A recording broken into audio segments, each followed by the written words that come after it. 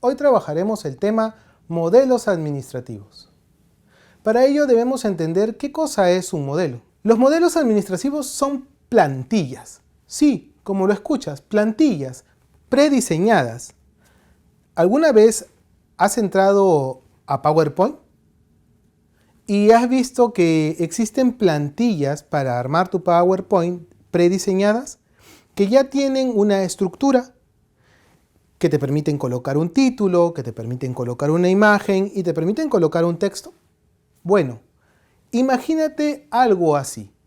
En la administración existen plantillas, modelos a seguir, que ya otras personas, gracias a su experiencia, gracias a poner en práctica de manera creativa una solución o una forma de gestión para un determinado contexto o tipo de organización, nos han dejado para que nosotros las utilicemos. Entonces, esos modelos le permiten a la organización no partir de cero. Es decir, poder coger una experiencia de gestión previa y aplicarla a nuestra organización. Pero no aplicándola de manera rígida. Recuerda que cada empresa, cada organización es diferente, porque se desarrolla en un contexto distinto, en un ámbito geográfico diferente, tiene personas con distintas características, productos distintos, clientes con gustos y preferencias también distintos. Por lo tanto, yo debo de utilizar las plantillas, pero adaptándolas. ¿A qué? A ese contexto, a esa realidad geográfica, a ese tiempo y a las características propias de todo el entorno. De esa forma voy a poder obtener mejores resultados.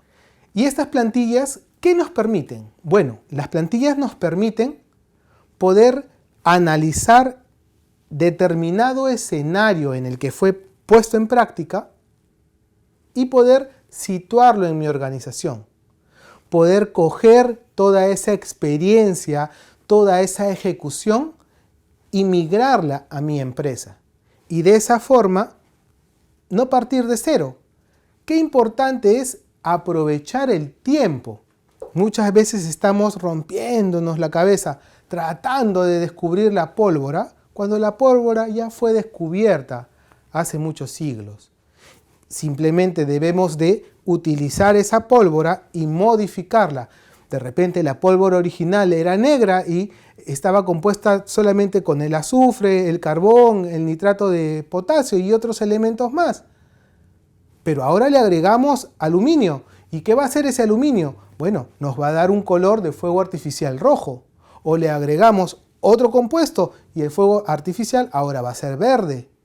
O de repente va a crepitar en el cielo y va a dar esa sensación como pequeñas hojuelas que están reventando. ¿Te das cuenta? Debemos de coger lo que ya existe y adaptarlo a las condiciones de nuestra organización. ¿Qué características tienen estos modelos? Bueno, primero es que están estructurados. Tienen una estructura, tienen pasos, tienen un camino que nosotros podemos seguir. Eso nos va a ayudar muchísimo para no estar a la deriva. También tienen otra característica y es que son adaptables. Es decir, no las debo coger y seguirlas al pie de la letra. Puedo modificar aquí, puedo cambiar allá, puedo innovar. ¿Y cómo hago esa innovación? Bueno, primero haré un diagnóstico. Hago un diagnóstico de mi entorno, hago un diagnóstico interno de mi organización para ver con qué recursos cuento, qué características tiene mi personal, a qué me voy a enfrentar, qué voy a producir, cómo lo voy a producir. Y de esa forma empiezo a adaptar el modelo que tengo a esas condiciones. ¿Te das cuenta? Qué importante es considerar los modelos administrativos. Resulta un grave error pensar que existe una sola forma de hacer las cosas. Un grave error es no saber mirar más allá de la punta de tu nariz. Crees que todo el mundo gira en función de tu experiencia, en función de tus conocimientos y en función de tu acción práctica diaria. No, existen otras personas como tú. Se dice, por ejemplo, que cuando tú has pensado en una idea, otra persona en otra parte del mundo ha pensado lo mismo, pero además de haberlo pensado, lo ha ejecutado. Y además de haberlo ejecutado, lo ha registrado y ha puesto en el papel lo que logró, lo que perdió y qué necesita para mejorar el proceso. Entonces, no cometamos el error de creer que somos sabios, eruditos y los únicos capaces de hacer algo de una determinada manera. Debemos estar abiertos a sugerencias, opiniones y experiencias de otras personas, contextos y realidades. Por eso es que surgieron distintos modelos administrativos. Un modelo, por ejemplo, de gestión era el modelo autocrático. Este modelo autocrático tenía ciertas características. ¿En qué consistía? Este modelo se basó luego de la Revolución Industrial, en el que las grandes empresas, producto de la implementación de tecnología, empezaron a ver a las personas como un sobrante, entre comillas, dentro de la organización. Entonces muchos mantenían a las personas porque eran necesarias, pero dirigían la organización de manera rígida, de manera vertical, sin considerar la opinión, las ideas, el sentir de los colaboradores. Y aquellas personas que no ejecutaran las cosas como se les habían indicado, eran sancionadas. ¿Te imaginas? ¿Te imaginas laborar en un ambiente de trabajo hostil, cargado, incómodo? ¿Tú crees que el rendimiento y la eficiencia serán lo mismo que trabajar en armonía? Piénsalo. ¿Te has puesto a pensar en algún momento cómo es cuando de repente en casa no hay armonía, hay discusiones, hay peleas constantes? ¿Nos sentimos cómodos? No, ¿verdad? Bueno, igual ocurre en las organizaciones. Por eso es que este modelo autocrático, rígido y vertical fue desterrado de las organizaciones y surgen nuevos modelos. Por ello surge, por ejemplo, el modelo de custodia. Este modelo es como la contraparte del modelo autocrático. Las organizaciones se dieron cuenta que las personas, lejos de producir más cuando estaban detrás de ellas, machacándoles, ordenándoles y controlándolas, producían más cuando se trataba de custodiarlas, de protegerlas, de mantenerlas en la organización.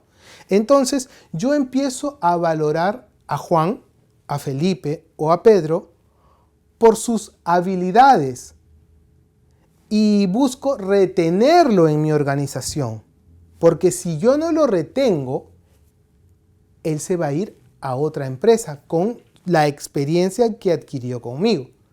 Entonces las empresas empiezan a desarrollar este tipo de enfoque, este modelo de custodiar a sus empleados. Por ejemplo, muchas organizaciones en la actualidad mantienen este modelo.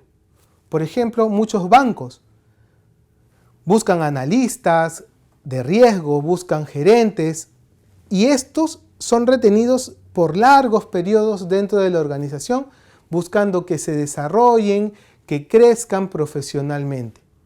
Los mantengo a través de sueldos atractivos, comisiones atractivas, bonos atractivos. Pero este modelo tiene un riesgo.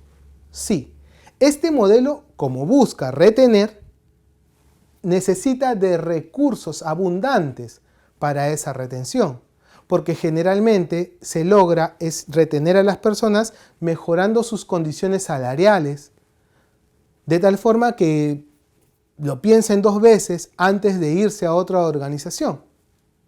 Entonces, es un modelo que requiere recursos. Un riesgo de este modelo también es que, al ser tan monetarizado, los empleados pueden volverse caprichosos. Entonces, si yo no me siento muy a gusto con lo que estoy recibiendo, hago mi pataleta y no trabajo bien, empiezo a relojear, ¿no? Empiezo a dilatar los tiempos para ejecutar tareas, con la finalidad de, entre comillas, sabotear lo que se está haciendo para que yo sea visto y se me tome en cuenta y haya ese cambio económico. Es un riesgo, sí, por eso es que este modelo debe implementarse manteniendo un equilibrio entre la ejecución, el conseguir los objetivos y obviamente mantener la conformidad de los colaboradores. En la actualidad, muchas empresas mantienen este modelo, como mencionamos, a través de un equilibrio, pero han transformado los beneficios económicos con otro tipo de beneficios. O de repente, por ejemplo,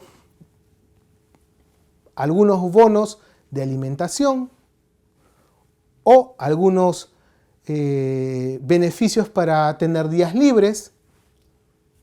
Por ejemplo, podemos también ampliar el horario de ingreso. Entonces las personas sienten que se están esforzando, pero que no hay tanta rigidez. Mira, esta semana me han permitido entrar ya no a las 8 de la mañana, sino a las 9, porque mi nivel de productividad es mayor.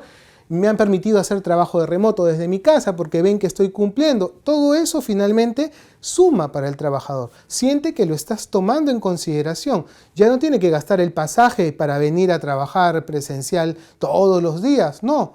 Por ejemplo, en países como España, en la actualidad, muchos colaboradores que antes estaban 26 días o 25 días trabajando presencial, solo tienen que asistir 6 días, 8 días.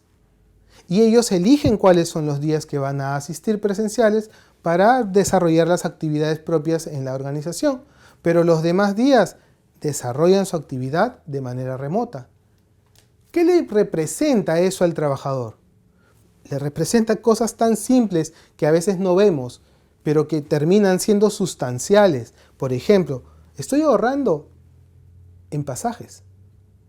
Estoy ahorrando en comida, porque ya no tengo que ir a comprarme un menú al restaurante que me cuesta 10, 12 soles, porque puedo prepararlo en casa. Ya no tengo que gastar en zapatos ni en vestimenta, porque obviamente ya no voy a estar frente a una vitrina y puedo trabajar y ejecutar mis funciones remotas de una manera más ligera. No voy a perder tanto tiempo. Muchas veces un trabajador para ir a su centro de labores invierte de 2 a 4 horas por día solamente para movilizarse de su casa al trabajo o del trabajo a su casa. Ahora no. Y ese tiempo puede invertirlo en su familia. ¿Te das cuenta cómo es que podemos implementar ese modelo de custodia para mantener, retener a los colaboradores, pero sin hacer una gran inversión de dinero y manteniendo ese equilibrio del que hablábamos? Qué importante es tener en cuenta todo ello.